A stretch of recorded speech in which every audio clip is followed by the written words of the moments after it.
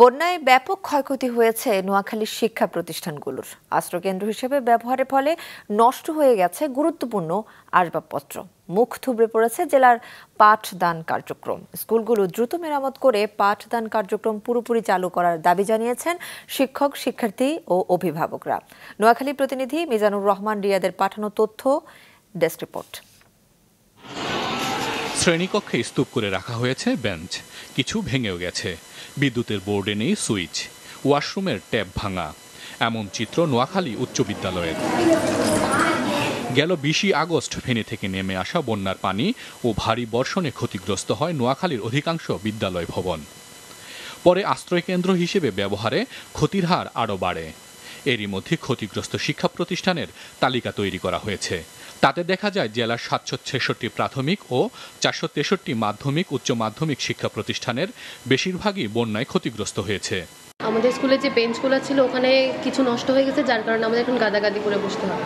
আর এখানে কিছু নলকা ছিল যেগুলো নষ্ট হয়ে গেছে। আমাদের কিছু ওয়াশরুম, কিছু বেঞ্চ, তারপরে এই কারেন্টের সুইচ, স্যানিটারি অনেকগুলো নষ্ট হয়ে গেছে। যেটা আমার নষ্ট হয়ে গেছে, আবার 2টা রুমে আমাদের গরু থাকার কারণে গরুগুলা আমাদের বিশেষ করে রংগুলো নষ্ট হয়েছে। শিক্ষা প্রতিষ্ঠানের ক্ষয়ক্ষতি মেরামতে প্রাথমিক খরচ ধরা হয়েছে 46 কোটি টাকা। এর মধ্যে প্রাথমিক বিদ্যালয়গুলোর জন্য 6 এবং মাধ্যমিকের প্রায় 40 কোটি টাকা।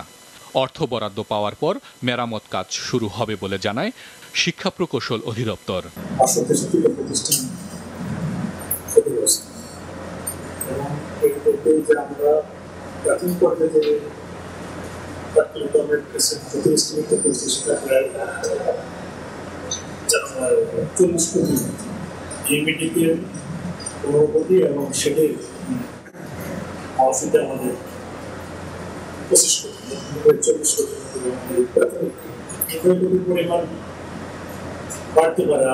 বিদ্যালয়ের অবকাঠামো ক্ষতিগ্রস্ত হওয়ায় মুখ থুবড়ে পড়েছে জেলার পাঠদান কার্যক্রম।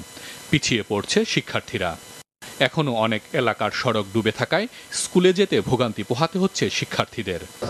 শিশুদের যে প্রত্যেকের বাড়ির সামনে ইচ্ছে আরো অনেক বেশি পানি আছে, যার কারণে ছাত্রছাত্রীরা স্কুলে আসতে পারছে না এবং এই জন্য আমরা পাঠদান দিতে পারছি না।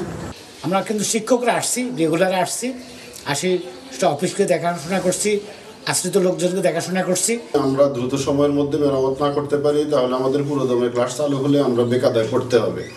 শিশুদেরকে আমরা সুষ্ঠুভাবে সুন্দর পরিবেশ দিতে পারতেছি না।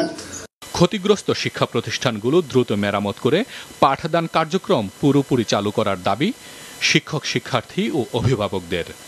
মাছরাঙা নিউজ ডেস্ক।